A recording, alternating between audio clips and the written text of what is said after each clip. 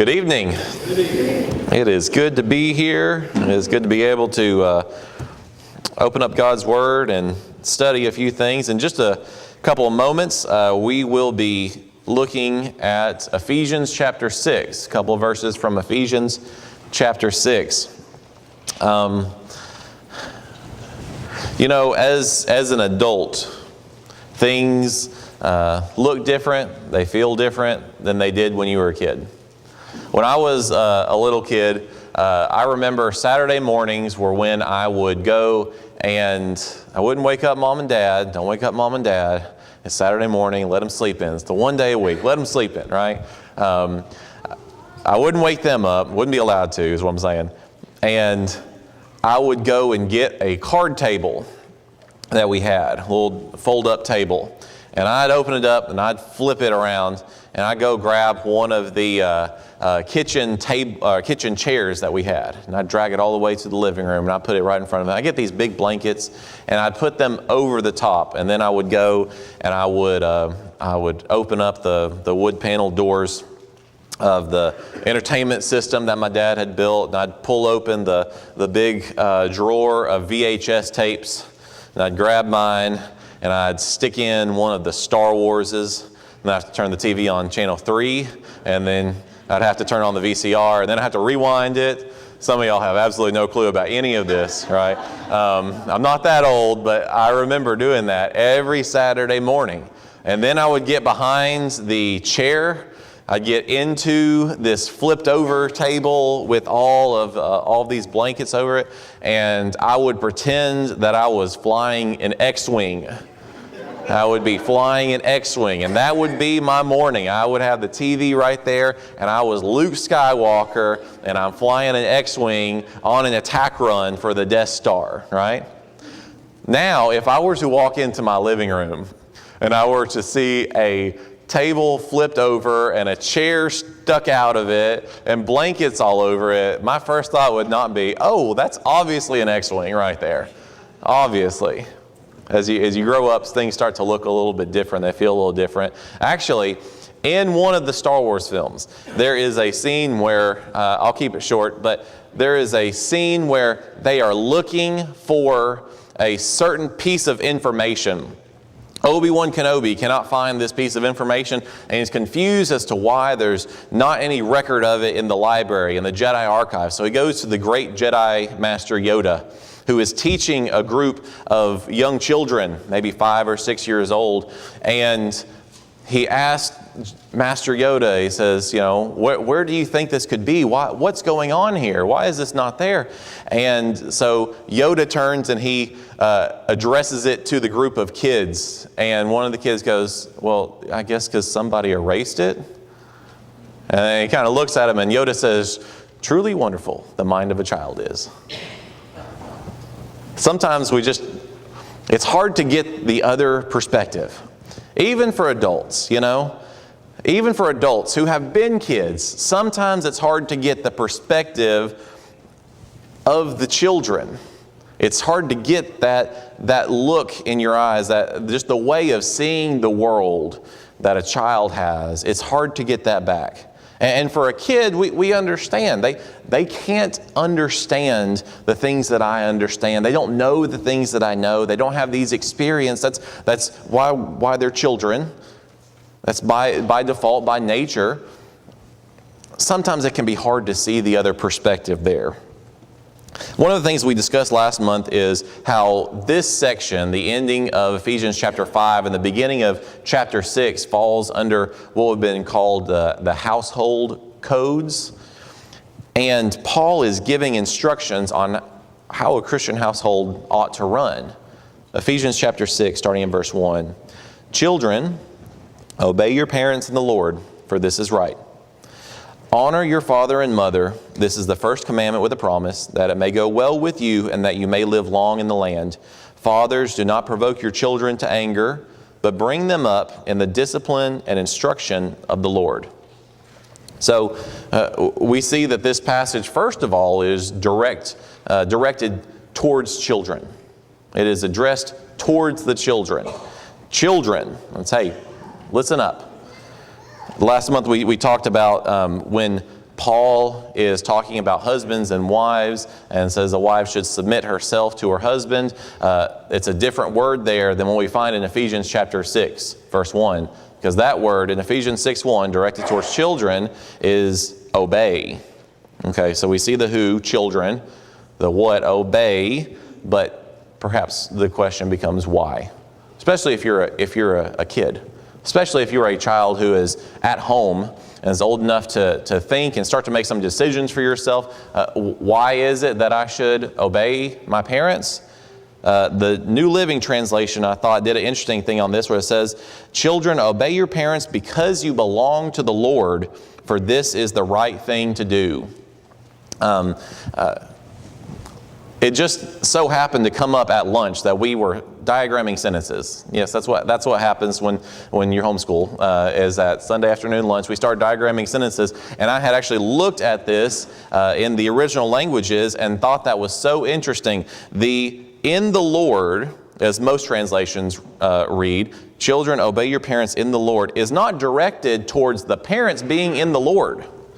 It is directed towards the children. Because the children are in the Lord, they ought to obey their parents. It is the responsibility of children who are still at home and are still under their parents' guidance and tutelage to obey their parents, because that is the right thing to do. There's a parallel passage in Colossians 3, verse 20 says, "Children, obey your parents in everything, for this pleases the Lord." Children are to be obedient to their parents, not because their parents are faithful Christians, but rather in order to be a faithful Christian, if you are a child, you are to obey your parents. Now, I know that a lot of times our young people get the impression there's not a lot that I can do. Most of the things that we do is that's, I'll worry about that when I get older. That'll be something to worry about when I become an adult, or that'll be something that I can think about or I can work on later on in life. This is a passage of Scripture that would have been the first time that the church in Ephesus got this, they would have stood up and read it aloud. So, children, obey your parents. This is something that you can do. This is primarily written to children who are at home, but who are old enough to be responsible for their own actions. When you are old enough to take responsibility for your own actions and be accountable to God, decision for yourself, you're going to be responsible for how you respond to God's Word. So what is something that our kids can do? Children, obey your parents in the Lord, for this is chapter 20, verse 12 is what he's quoting right here. "Honor your father and mother, that your days may be long in the land that the Lord your God is giving you." This is written very much like a proverb. Now, we know there are exceptions to the rule, but as a general guideline, most of the time, the vast majority of the time, when children do obey their parents, they have a better life. If we were going to put it into our own terms, we would probably say something like, obedient children have the best lives. Now, that can be hard. That can be a difficult perspective to have. But kids, obey your parents, because it's the right thing to do. And it's going to be beneficial to you in ways that you can't even imagine. Now, some of this I'm just going to have to ask you to go with me on faith, because I have heard from a lot of different people that said, if I just listened to my parents when I was younger, if I just listened when they told me not to do this or to do this would have turned out way better. So instead of making your own mistakes, this is certainly a category where you can learn from the mistakes of other people and instead obey your father and mother. So children should obey the parents. We understand the reason why. And then third, we find in Ephesians 6:4 says, "Fathers, do not provoke your children to anger, but bring them up in the discipline and the instruction of the Lord." So Last month when we were talking about husbands and wives, one of the things that we said was that there is no other ancient document that tells husbands to love their wives.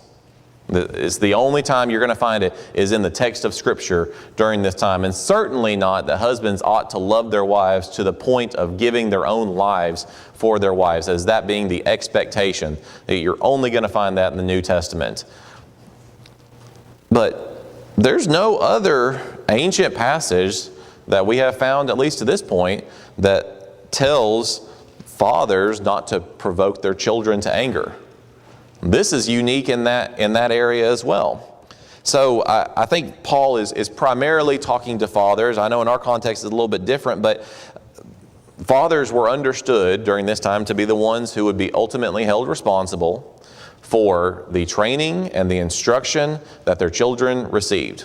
That if a child left home and behaved poorly, the thought process was that this would reflect poorly on the father.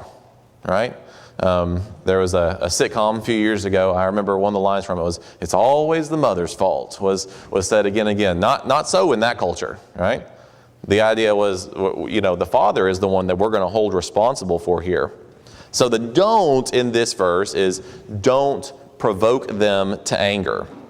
And a lot of the times the way that we think about the word provoke is we're thinking about it, kids, don't provoke your parents. Okay, maybe that should be said as well in another context, but we see throughout the Old Testament, the children of Israel are the ones provoking God because they are the ones who keep going away from what is right. They keep rejecting God. They go off into idolatry and all kinds of things. But here, it says, fathers, don't provoke your own children. There is a certain sensitivity that likely does not come naturally, that fathers need to have when we are disciplining our children. And it's not only that we keep our temper in check, but also that I'm not trying to cause undue hurt or discouragement in any way that I interact with my children or in how I discipline them. Now, don't mishear me here, because it's important that we do discipline our children. And discipline is unpleasant. Hebrews 12 verse 11 says, "For the moment, all discipline seems unpleasant, seems painful rather than pleasant, but later it yields the peaceful fruit of righteousness to those who have been trained by it." But what we're saying here is, we don't need to do it in a way where we're using sarcasm or making fun or using harsh words or flying off the handle. The goal of discipline is not to feel better about yourself. It is to induce some stress into the relationship in order that there might be some growth. So fathers, don't provoke your children to wrath. That's the don't. But the do is bring them up in the discipline and instruction of the Lord. Fathers, and I think we can expand this to parents, have the responsibility of training up their children so that they understand the Christian faith and they are prepared to live it. So that means that we have to actually take it upon ourselves to train our children in what it is that they ought to do. It's one thing to change your oil and for your kids to know that you change your oil. It is a very different thing to take your kid with you and teach them how to change the oil. You get what I'm saying? It's one thing to be a Christian. It's one thing to come to services and to always be here for Bible study and I don't say bad words. I'm a good person. And it's another thing altogether to teach your children and take them along with you to show them how a Christian ought to act. To show them why you worship God, how you worship God, how you ought to live, how you ought to treat people, what it is that a Christian actually does. And one final note about the nature of the instruction. The instruction that is to be given to the children is the instruction that comes from the Lord. So we're not just talking about teaching our children about God. We are talking about teaching, that is important, but we're talking about teaching our children what God has taught us.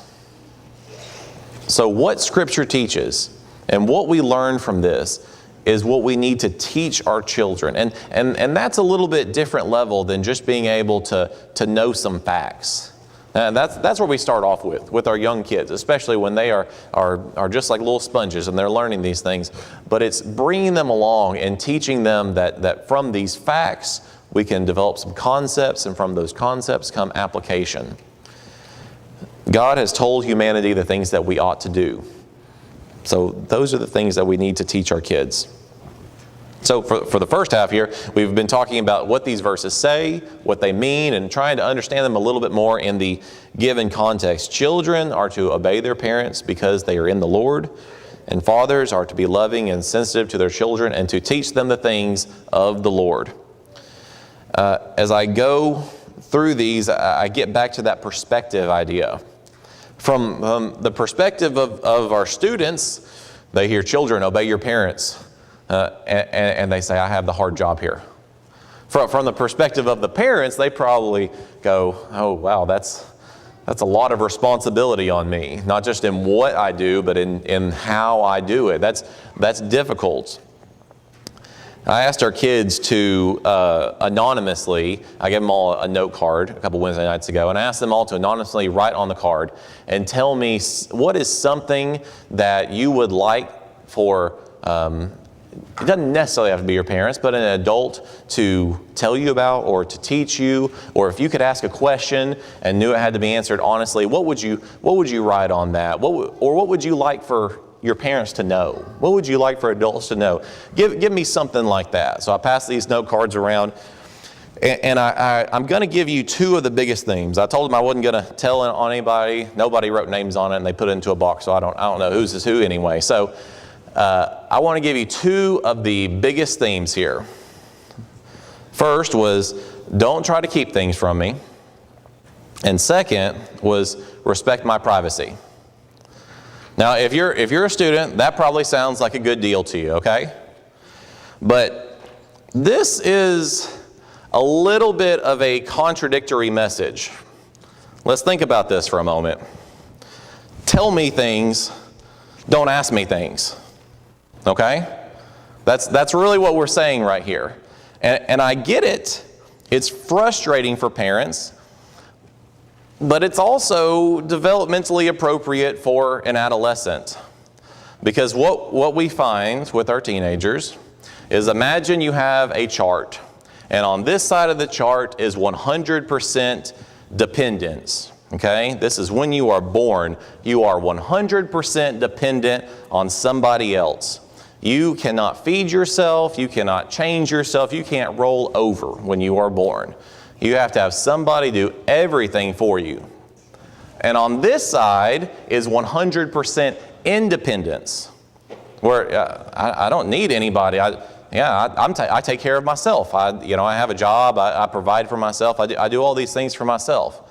And the goal of parenthood, at least one of the goals, is to get them from the 0% independence to the 100% independence. We want our children to grow up and be able to move on and be able to be productive members of society. I haven't talked to a parent that's not their goal, to help their children get up and go ahead and move out.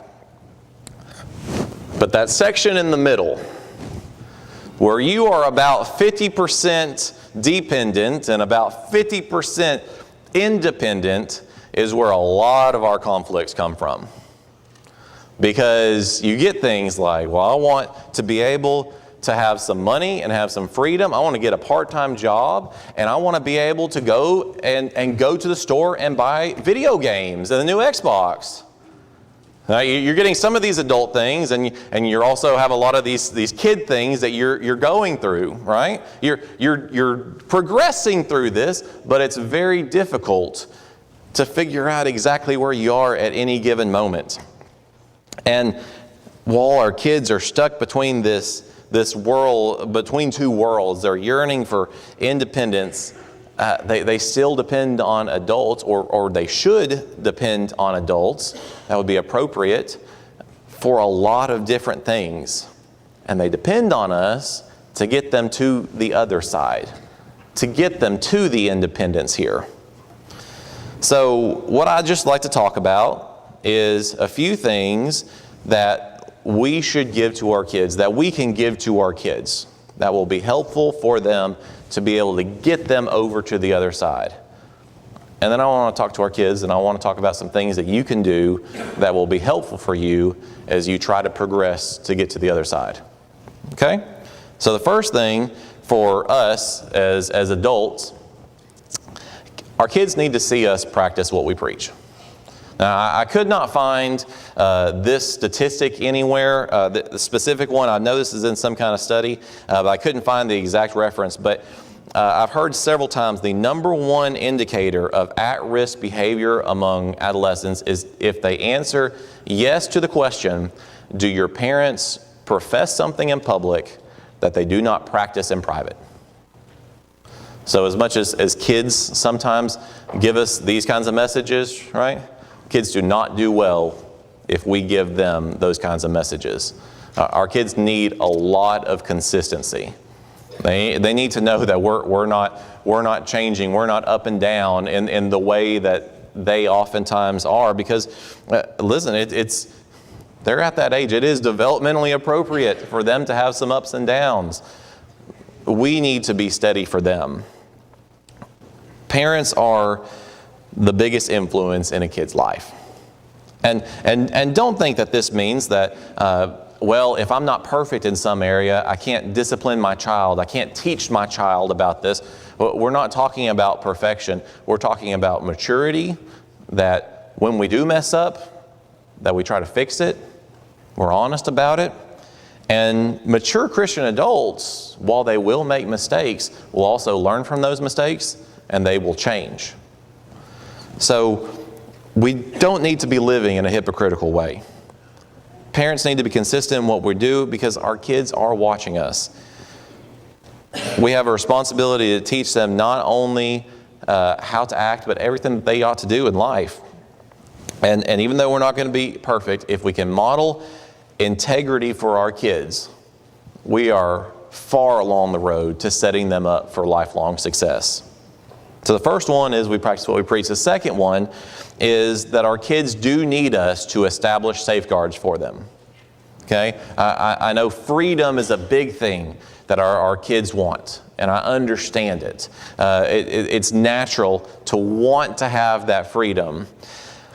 But children, by definition, do not know everything that is good for them. They do not know everything that is bad for them. They need someone to be able to stop them from hurting themselves in foreseeable ways. And there are times when perhaps you allow natural consequences to come in, that we do allow our children to fail, but the hurt, the failure does not need to be catastrophic. We should be able to be a safety net for them. And not save them from every little mistake or everything they could do. Sometimes they're going to make mistakes and they use those to grow and learn, but we need to have that safety net. For example, and this is just one area, as parents, it is important that we take technology very seriously. And it's honestly not as much of a trust issue with your own kids as much as it is just a practical issue. Because once you have a device and once you have access to the outside world, you do not really have a lot of control about what is sent to you or what information is sent over to you, who contacts you. It's difficult.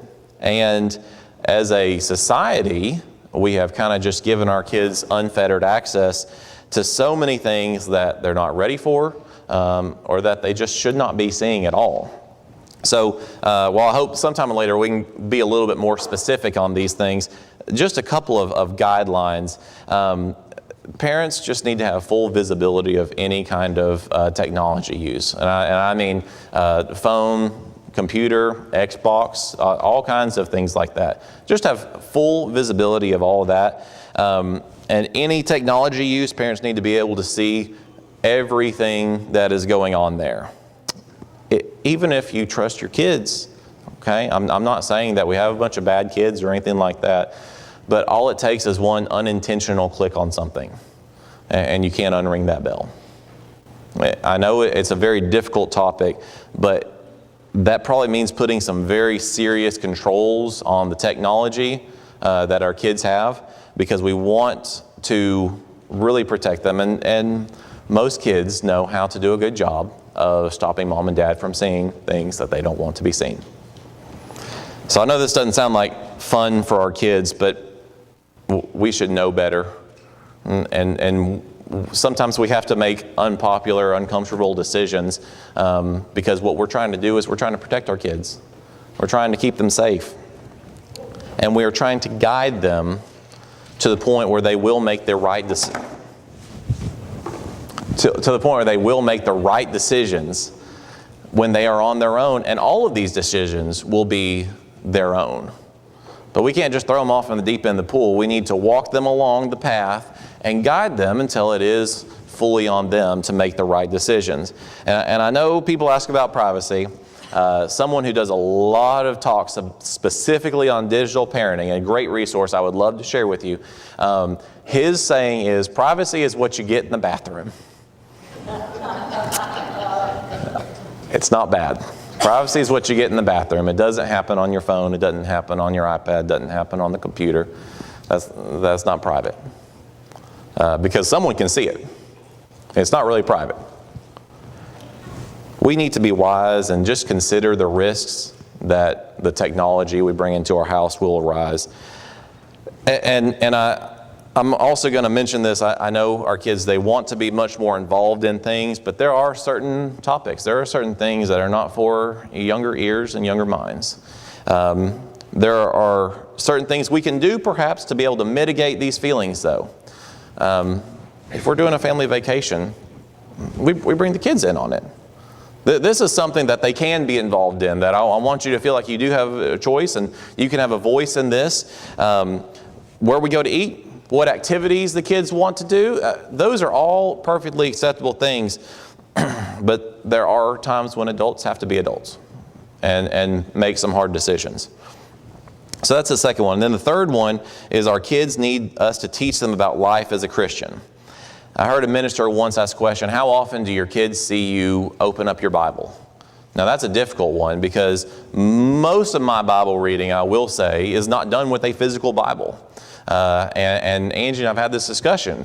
Well, you know, the kids, they might just see us on an iPad or on a phone and think that we're just on an iPad or on a phone. I'm doing my Bible reading, but what is it that the kids see? Our kids need us to actively teach them about being a Christian. Our kids need to see that being a Christian is the most important thing in our lives. And some of the other questions that the kids wrote down, I got, how is it that I should interact with guys? How is it that I should interact with girls? How is it that I should live as a Christian? Or several of the questions. What do I need to do to be able to actually be a faithful Christian? Those are the kinds of questions that our kids are actually asking. They want to know these things. They said them, if I can ask it anonymously, I'd like to ask mom and dad to be able to do this for me. Kids need this. And the responsibility for making sure our kids know the Word of God ultimately does fall on us as parents. We need to make sure we are undertaking this responsibility and we're taking it to heart. So for parents, practice what you preach, establish some safeguards for your kids, and teach our kids about being a Christian. Now, I did mention this on Wednesday night, but you know, Paul meets Timothy. He takes him on a mission trip. He takes him to another city, and he drops him off in this city to stay there and encourage the brethren. Now, Angie said, she was like, if you ever did that, I'm sure you'd get fired. Take a kid on a mission trip and leave him in another city? I don't think that'd go over so well. But at the end of Paul's life, when he was writing a letter to Timothy, and he says, remember who taught you. The word he's using there is referring back to his mother and his grandmother. Remember who taught you.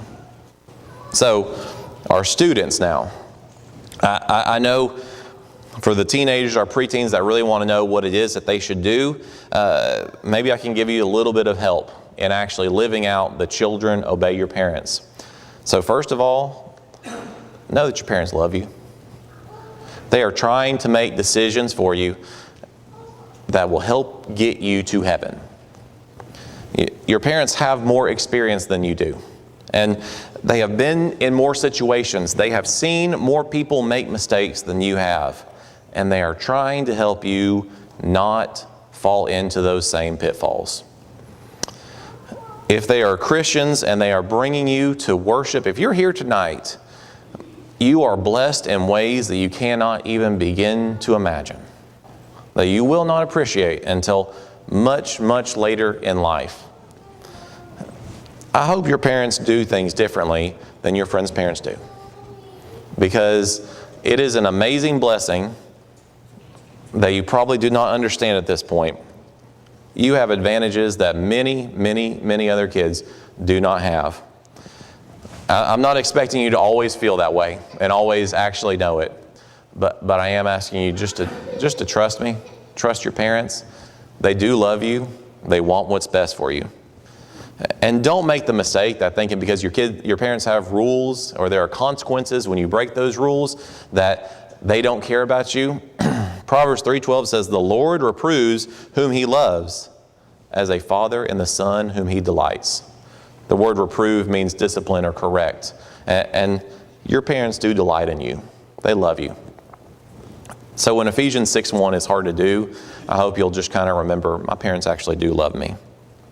Second thing to remember is that your parents are going to make mistakes. They are humans. It will happen. Just ask yourself, how would I want my parents to respond to me when I make a mistake? A lot of times conflict comes from the way in which we discipline or we express frustration as parents, but that's what we talked about in Ephesians 6:4. Your responsibility, however, as a child, is to be obedient to your parents because you are being obedient to the Lord. Mom and dad are not perfect, but children are to obey their own parents. So don't worry about the perfect parent somebody else has. That'll be much easier to obey them. Worry about obeying your own parents. And then third, discipline is intended to make someone better.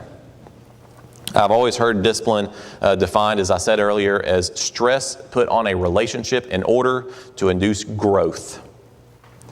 Proverbs 15:5 says, "A fool despises his father's instruction. Whoever heeds reproof is prudent." Obey your parents because it is the right thing to do, because your parents love you, and you should obey your parents even when they're not perfect, because they are doing their imperfect best to set you up for lifelong success. And if you don't believe me, just try it sometime. Listen to your parents and do what they say and see if it doesn't help you become a better person.